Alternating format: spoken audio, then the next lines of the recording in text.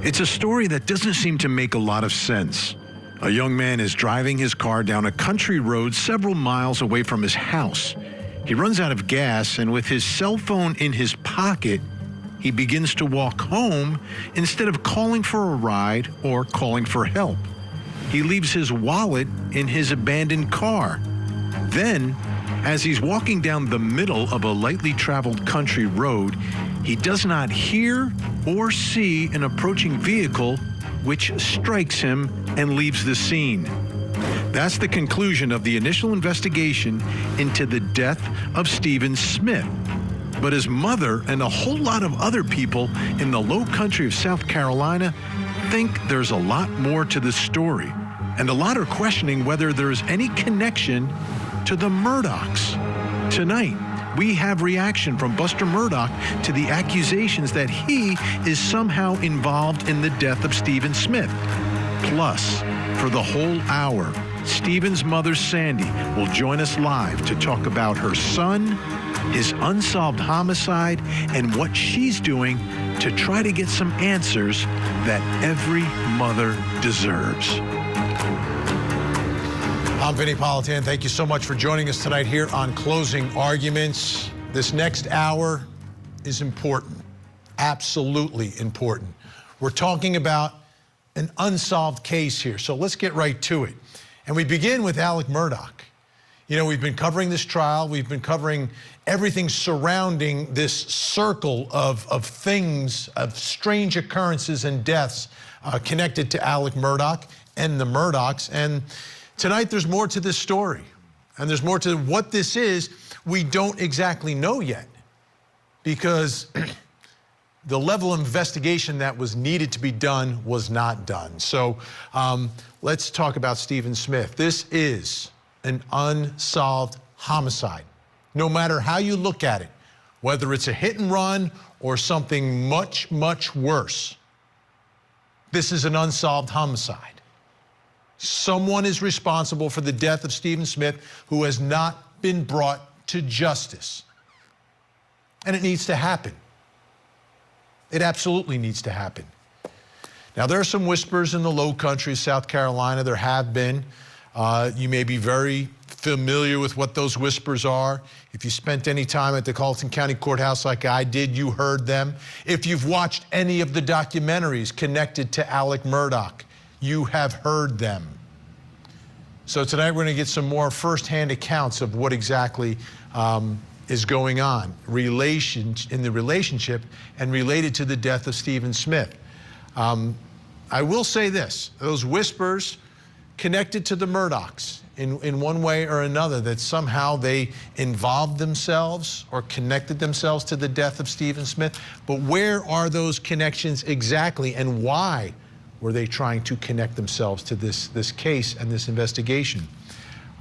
We do know that Buster Murdaugh was a classmate of Stephen Smith. We know that, okay? Is he connected in some way to the death of Stephen Smith? Well, we've seen no evidence of that.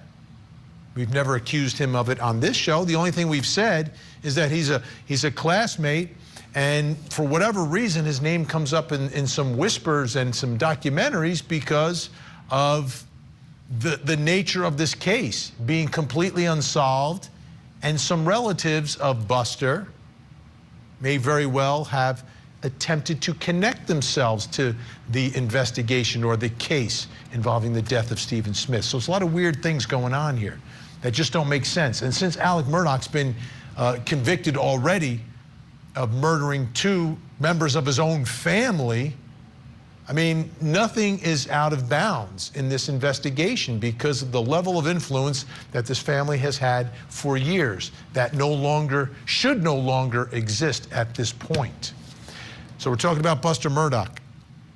I want to read for you a statement from Buster Murdaugh, which was now officially released. He's actually talking about the death and the accusations associated with him connected to the death of Stephen Smith. So let me read it for you. And this again is Buster Murdaugh. I have tried my best to ignore the vicious rumors about my involvement in Stephen Smith's tragic death that continue to be published in the media as I grieve over the brutal murders of my mother and brother. I love them so much and miss them terribly. I haven't spoken up until now because I want to live in private while I cope with their deaths and my father's incarceration. Before, during, and since my father's trial, I have been targeted and harassed by the media and followers of this story. This has gone on far too long. These baseless rumors of my involvement with Stephen and his death are false. I unequivocally deny any involvement in his death, and my heart goes out to the Smith family. I am requesting that the media immediately stop publishing these defamatory comments and rumors about me. So Buster Murdaugh completely denying any involvement, denying any connection, it seems, to Stephen Smith at all.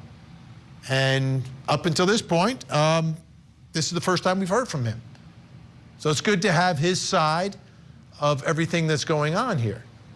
But let me bring in someone whose perspective on all this is much more important.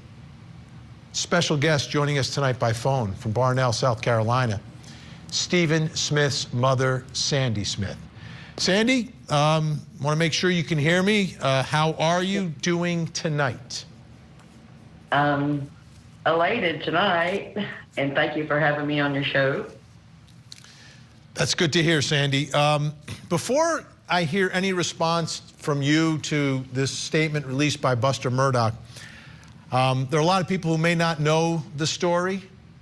A lot of people may not know your son. So let's begin there. If you could start and introduce your son, Stephen, to folks watching tonight, to people listening to the show, and to me. Tell me about your son, Stephen. We called Stephen my miracle baby. He was born 2 pounds, 12 ounces. He survived when they said he only had like a 45% chance of life. He also survived a drowning accident. And he wanted to be something in his life. He was very intelligent, very bright, very humorous, but he was just our angel. You said he wanted to be somebody. Tell me a little bit more about that. What was it that he wanted to do, that he wanted to be?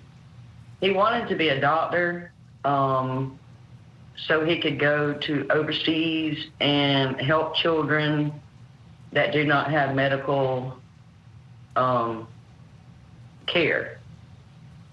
But he started out in nursing, and then he would get his nursing degree and then work his way up. Felt like you had a little bit of a calling to help others. Oh, he did. He saved animals that was hitting the road. He'd be always bringing home a hit dog, a cat, and he nursed them all back to health. So what was going on in Stephen's life around the time that he was killed? What was happening? I've raised children as well. You raise them, and certain times of their life, certain things are at the kind of the forefront of what's going on in their world. What was going on in Stephen's world? Well, he was basically, going to school, and then he'd drop by and want something to eat, but then he'd tell me a little bit, but he would never say any names.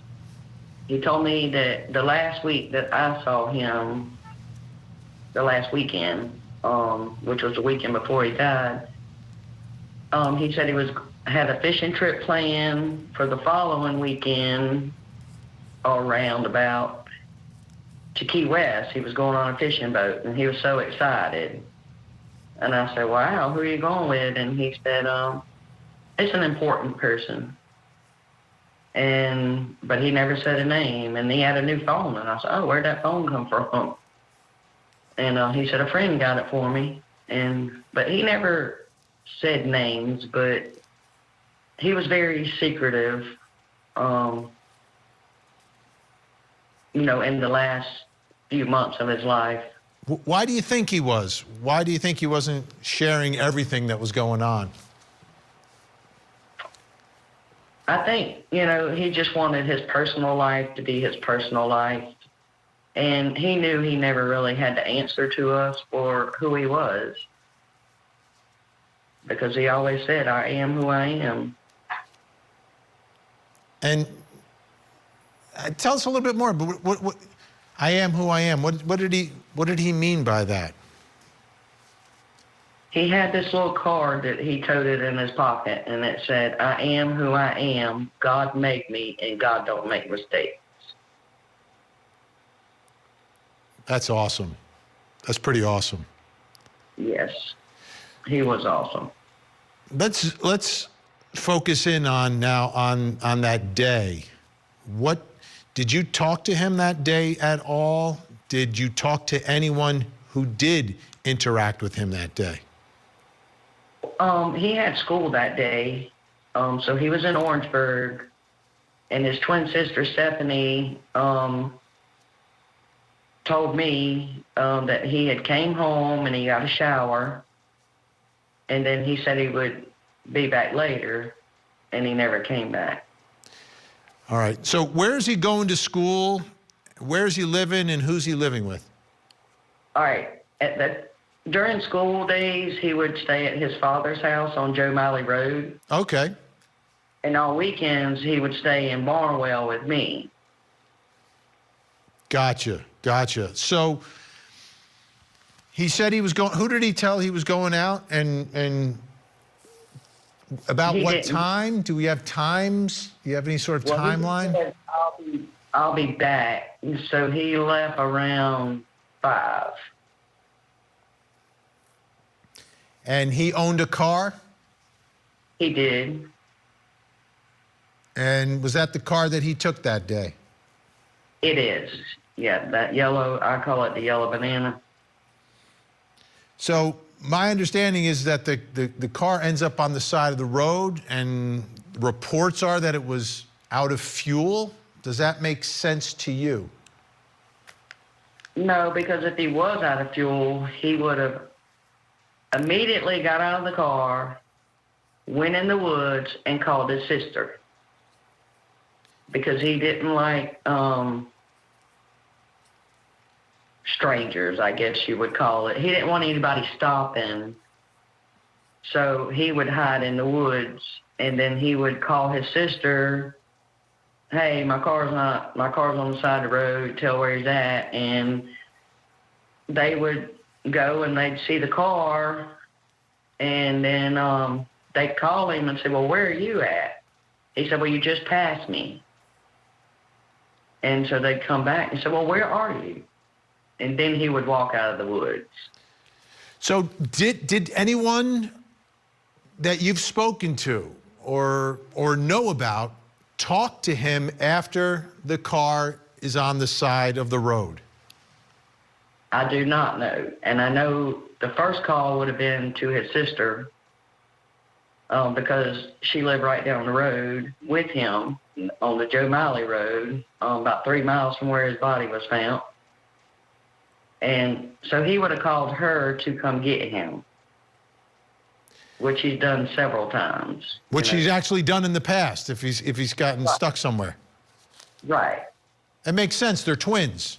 I mean, there's a special bond and relationship between twins. So we don't know what happened, right? That's the whole problem here. Right. When did you find out that something had happened? Where were you, and who contacted you? No one contacted me. I was in my car, and we have this radio station here that does a chit-chat show, and everybody listens to it. And so I was headed to work, and I heard on that radio station that they said somebody had threw a body out on Sandy Run and Joe Malley. So the first thing I do is call Stephanie to make sure they're okay. And she said, well, I don't know what's going on down there. And I said, well, I heard it was a body. And then she said, Mom, did Stephen spend the night with you last night? And I said, no, because he has school, the next day. And when she said he didn't come home that night, I felt it in my heart. My stomach just dropped. So the night that he is found, are you at the scene? Are you there with investigators? Did anyone call up family members? Were they there? Who shows up at the scene? Nobody called family members. I had a best friend on the sheriff's department, and I called him and I said, please tell me that's not my son you're looking at. And he said, well, no, Stephen, he should be in school. And I said, well, he didn't come home last night. And he said, let me call you back. I'll put out an APB. And right then I knew that it was Stephen. But how we actually found out was his father was at work, and he got a call to go to the sheriff's department. So law enforcement did contact his father, and then they contacted his father's job. Gotcha. On DOT, and asked him to come to the sheriff. They needed him at the sheriff's department, but by then we already figured it out. So that night, who is there? Are there any Murdaughs at the scene where Stephen's body is found that night? When they removed his body from the road, and that was about 9:30. I seen me and my daughter and my son, Chris, seen Alex and Randy Murdaugh at the scene. And as we were on our way to the funeral home to make arrangements. And that's when Randy Murdaugh called and said, was that you that just passed by? And I said, yeah, we just passed by. And he said, well, I wish you would have stopped so I could have met you. How did he have your phone number? Any idea? Joel. Yeah. Because when he called Joel the day of Stephen's murder, when they were at when Joel was at the sheriff's department, him and Stephanie were at the sheriff's department, I was on the phone with Joel, and Joel said, hold on, Randy Murdaugh's calling. And so he said, that was strange. And I said, what was it? He said, Randy Murdaugh called and wants to help with Stephen's investigation. And I'm like, what investigation? Well, at that time they changed it so many times, but at that time we didn't know exactly what happened. Because after Joel got off the phone and got back on the phone with me, T.C. Smalls walked out and said, I'm sorry to tell you, but that was your son, and he's been shot. Whoa. Yes. Okay, so let me ask you this. Before that night, had you ever had interaction with anyone from the Murdaugh family, number one? Had Stephen ever mentioned anything about any Murdaughs? No. I really didn't know them. I know when Stephen was in recreational baseball, Alex and Mr. Randolph were the coaches. And I never met Randy, John. I never met anybody else from the Murdaugh family.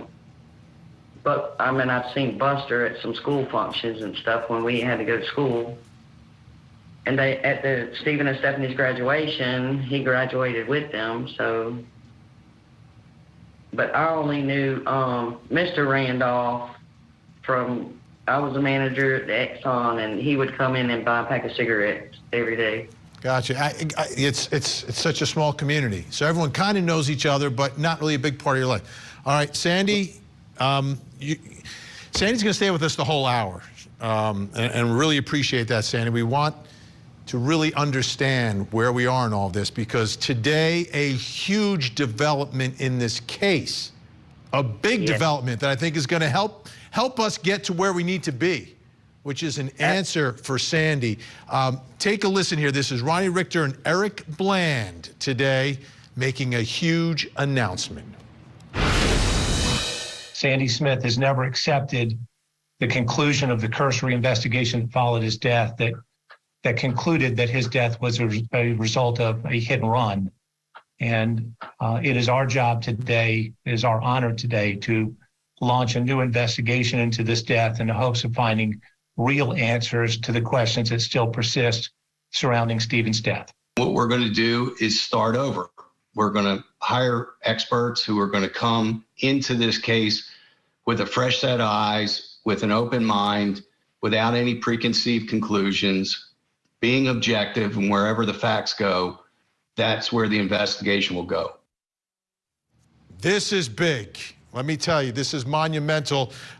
Eric Bland, you know him from the show, relentless attorney on the job now with Ronnie Richter.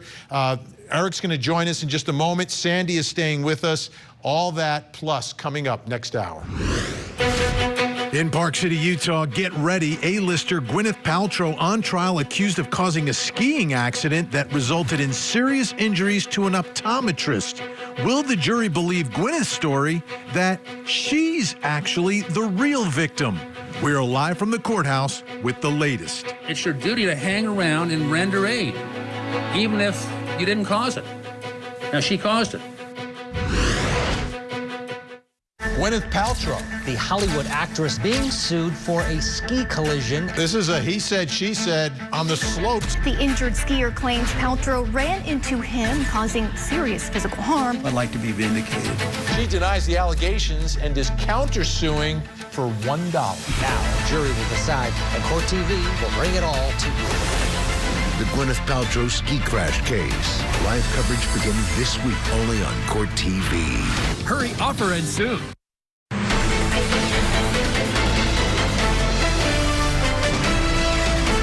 On July 8th, 2015, at approximately 4 a.m., Stephen Smith's body was found in the middle of Sandy Run Road in Hampton County. There were no skid marks around his body. There was no vehicular debris found. His loosely tied shoes were still on his feet. His motor vehicle was about 3 miles away on Bamberg Road with the gas cap removed. And while it would appear that his car broke down and he had walked for help, he never called for help from the cell phone that was found on his body. Sandy Smith has never accepted the conclusion of the cursory investigation that followed his death that concluded that his death was a result of a hit and run. And that's the problem. It was a cursory investigation. Need a real investigation. That's Ronnie Richter, part of the team now that is representing Sandy Smith, the mother of Stephen Smith, trying to get to the truth. I mean, every mother deserves the truth of how their child was killed. Absolutely. And it hasn't been done. I want to show you a quick timeline here, just so you have a little perspective here. As you heard, July 8th, 2015 is when Stephen Smith's body is discovered in the middle of the road, initially deemed hit and run. June 7th is when Maggie and Paul Murdaugh are shot to death at the Moselle property. Then June 22nd, SLED reopens the investigation into Stephen Smith's death. June 22nd? March 2nd, 2023, Alec Murdaugh, as you know, convicted of the double murder. March 20th, Buster Murdaugh released a statement that we read for you, denying involvement in Stephen Smith's death. Still with me, Stephen Smith's mom, Sandy Smith, is with us, and joining us now also in Columbia, South Carolina, Sandy's attorney, also host of the Cup of Justice podcast, Eric Bland, with us. Eric, thank you so much. Great to see you tonight. Hope you're feeling okay. I understand you're not feeling great, so we appreciate your time tonight. But Sandy, this is indicative of who Eric Bland is. All right, this guy is banged up, just had surgery. He's on tonight because he knows he needs to get to the bottom of what happened to Stephen. He's relentless. Eric and Sandy, I want to give you both an opportunity to respond now because I read off the top Buster Murdaugh's statement, and I'll begin with you, Sandy. Any reaction, response to Buster's statement saying, stop talking about me, I had nothing to do with this? Well, the thing is, it's not the family who's talking about him. It's everyone else. We've never said anybody's name because we don't know. This rumor started on July 8th of 2015, and it's still going. But those words never came out of any of our mouths. Eric, your response tonight. Sandy is entirely correct, Vinny. And if I had all clients that were as articulate, bright, and kind as Sandy, it would make my job so much easier. We have never, ever indicated that this crime was committed by Buster Murdaugh or any other Murdaugh. We have no knowledge whatsoever of who committed the crime. That's the whole purpose of why we have been retained and why we're going to go forward. We want Stephen Smith 2.0. We're not looking for Murdaugh 2.0. We want a do-over on Stephen Smith. We think that the investigation got it wrong, that it was not a highway fatality, that it was a homicide, that it was committed somewhere else, and that SLED should have been the one that initially investigated this fatality and not the highway department. And so it's our intention to petition through the coroner's office and ultimately the court to get the proper permission to exhume Stephen's body and have an expert who is familiar and has experience in exhuming bodies that have been in the ground for a long period of time and make a determination as to what caused that blunt force trauma. Was it indeed an automobile, as was initially determined by the pathologist? Or was it actually done intentionally? Obviously, a car intentionally hitting him could have been done. Or was it done intentionally by someone with human hands that wanted to kill Stephen and then drop him in the middle of the road? And we think, based on what we've seen already of the forensic evidence, that it could not have been a car.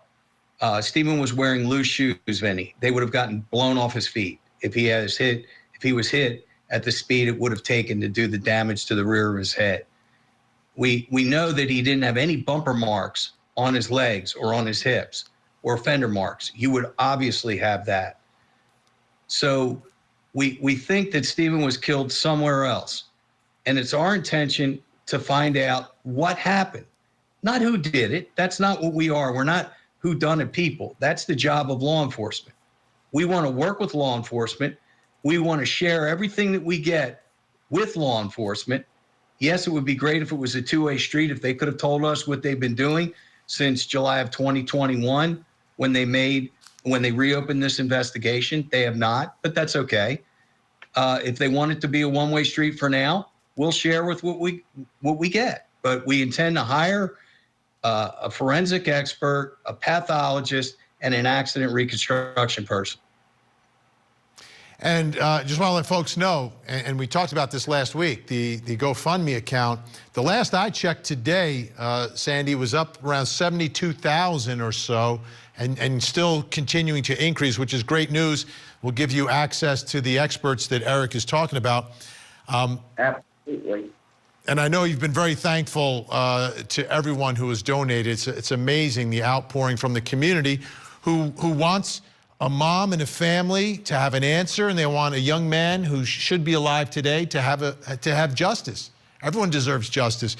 But Sandy, let me ask you, did anyone ever talk to you about the investigation into the hit and run, like where we are in the investigation, where we've looked, what we've done? Or did they close the case and just not even worry about trying to figure it out under the initial theory of hit and run? Well, when Mate Team took over South Carolina Highway Patrol, they were not trained to do a homicide, and they kept saying it was a homicide. But it got thrown on them, this is your case, you take it. And they did try to interview people, they followed up every lead, but it went nowhere because then nobody would talk. But SLED did, Highway Patrol, they did a good job of working with what they had, but they're not trained to do homicides. They do vehicular. Vinny, if I may speak. Eric, has there ever been, do we know if there's ever been any sort of examination of, the digital record of what Stephen was doing that day, that night, phone records, social media, anything that is like such a big part of every case, including the conviction for double murder of Alec Murdaugh? We saw it all play out. There is so much information here. Do we know if that was ever extracted and looked at? Some, but not all. So what we intend to do is to do a 90-day look back on Stephen's life, 90 days before July 8th. Find out who he was communicating with, find out who he was dating, who he was friends with, who he was going to go away with. We want to take it forward to the date of death. We would then have the ability to bring a civil suit to reform the death certificate, because we don't believe that it was a highway fatality. We believe it was a homicide. With that, we would have subpoena power and discovery rights under the rules of civil procedure. So it's our intention to use the available rules of civil procedure to do these phone searching. Obviously, it was such a big part of the trial that just took place, the Alex Murdaugh trial. And we believe that there's going to be a lot of post-death chatter on certain phones, on people that were close to Stephen. Look, there's a lot of people that know things. These are small communities, Vinny. You've been there. You've been to Waldoboro. Everybody knows everybody. People have some knowledge. And what we're asking for is people to come forward. The stranglehold that some families have had on controlling law enforcement, we think is not there anymore. We think that people have knowledge and now have to have the courage to come forward and just tell us what they know, any little bit of kernel. Because one innocuous fact matched up with another innocuous fact can make a really good fact. And during the Murdaugh trial, I received so many favorable things from listeners that I would turn over to Creighton Wooders, things that made a lot of sense that I knew he used as the trial progressed. So people do know things. And I also want to clear up the transparency that will exist with the GoFundMe money. This money is not going to enrich Sandy Smith or her life. This is going to be poured into the investigation and the exhumation of Stephen Smith. We are going to have full transparency of all money taken in, all money spent. My law firm is not charging a legal fee to petition for the exhumation or supervise the exhumation. We're giving our time for that. Sandy has pledged open and transparent, and anything that we find, we will share with the public. That is our pledge, is it not, Sandy? Yes, absolutely. There you have it, folks. All right, Sandy and Eric are staying with us. We're going to talk more about this. The exhumation is the huge part of this investigation. We're going to bring in an ME to get her take and add her to our insight tonight to figure out exactly what you can learn and what the odds are this many years later about finding that piece of evidence that will make a difference to find an answer.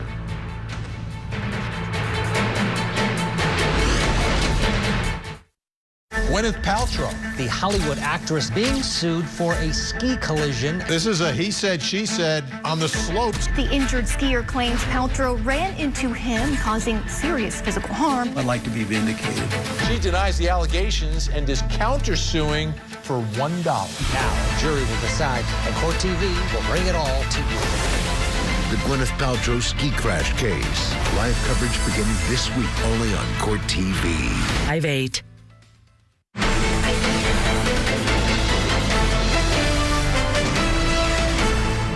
The fact that Stephen's body is apparently placed in the middle of the roadway and there's no debris of any kind present really leads us to believe that that is not what caused his death. So I don't care if it's the mirror, the bumper, what part of the car might have struck him.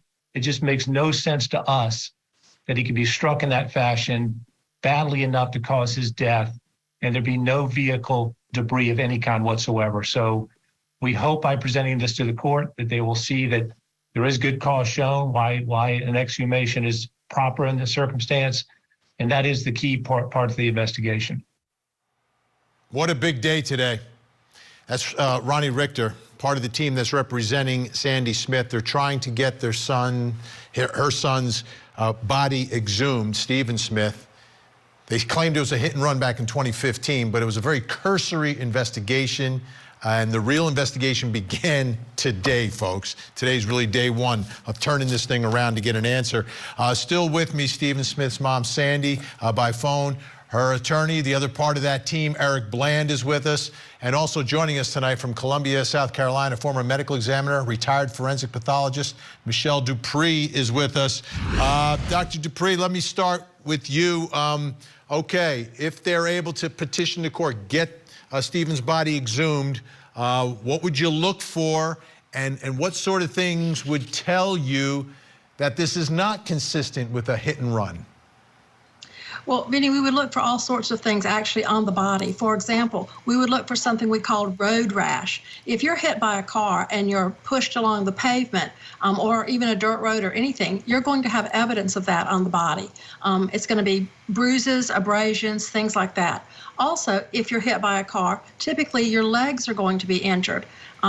Steve didn't have any of those injuries. So we want to look for anything like that that's going to point to what happened. You would still have blunt trauma, but you can tell a lot about blunt trauma from certain types of pattern injuries.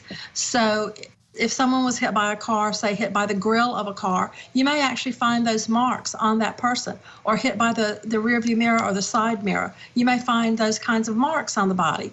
I don't think we're going to find those. So we examine the body very, very carefully. We also examine the clothing.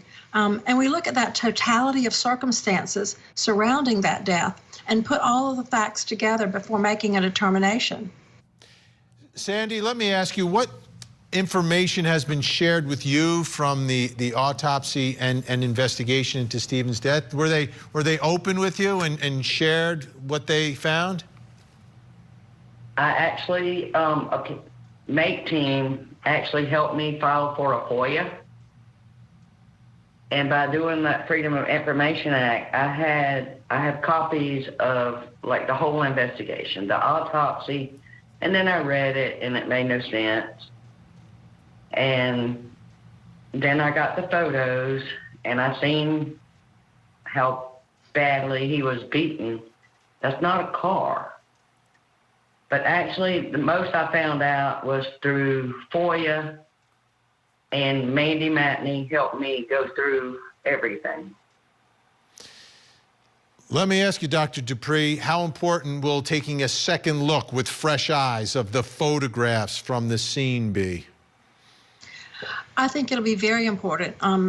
Sadly, this should have been done in the very beginning, and it wasn't. So the photographs and the autopsy report, reading that mate report is going to be very, very important, putting all of that together, making sure that what is said in the report matches what we find on the body and what was found at the scene. All right, everyone's staying with us. We're going to talk more about the death of Stephen Smith and now this new investigation to get to the truth. Plus, coming up next hour. In St. Johns County, Florida, 13-year-old Tristan Bailey was murdered, stabbed 114 times in a vicious attack. the killer, then 14-year-old Aiden Fucci, who has admitted his crime. Tonight, we get ready for his sentencing. How much time should a 14-year-old killer do? I don't let you demons take my soul. You demons will take my soul away.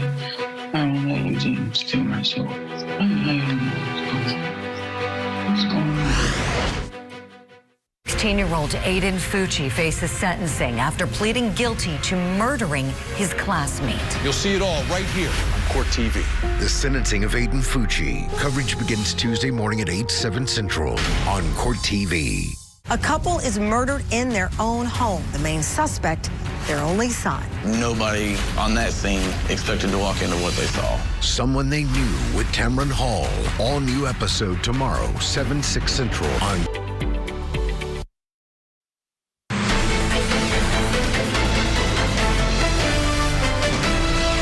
Welcome back. Big day. The investigation into the death of Stephen Smith on a country road down in the low country of South Carolina has hit a new level now as Sandy Smith, Stephen's mom, has now getting the help of Eric Bland and Ronnie Richter as they reopen this investigation and keep the pressure on down there. Sandy Smith still with me by phone, Eric Bland, her attorney, with me, and Dr. Michelle Dupree joining us as well.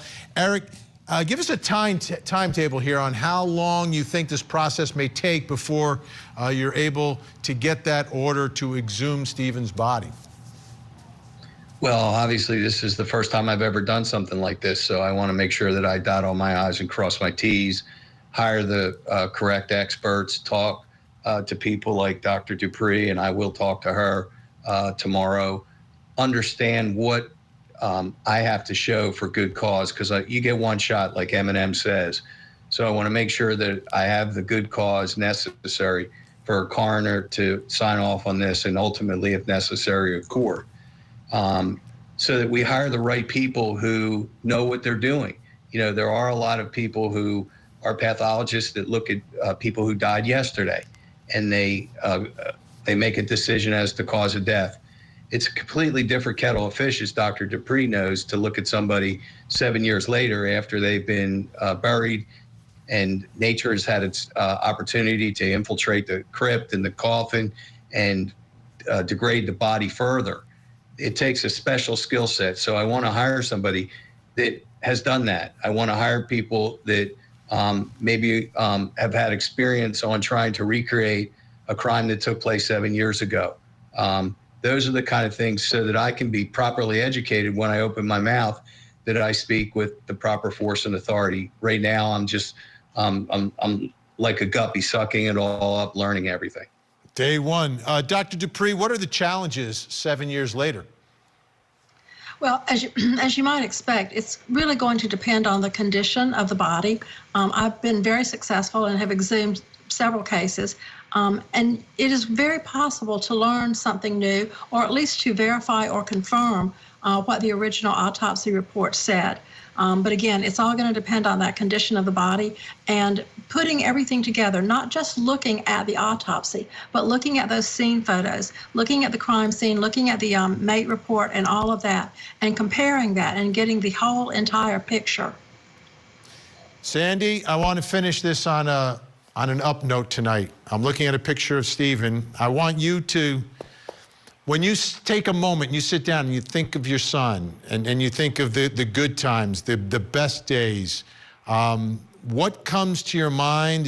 Was there a particular thing that you did together or something you remember? Share that with us if you don't mind. His favorite thing was fishing with his mother. And he called me Mama. So we would, every free chance we got, we would explore, and we would walk through the woods and find a different fishing hole that was like our little private spot. We called it our island. We would make us an island out there with him and Stephanie. I'm looking at the picture right now. Sandy, thank you so much for joining us tonight. You know, there's a lot of folks who are watching right now that are with you 1,000%.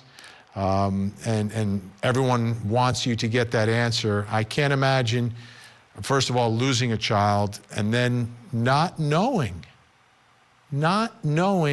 what happened. And then ultimately not knowing who's responsible either.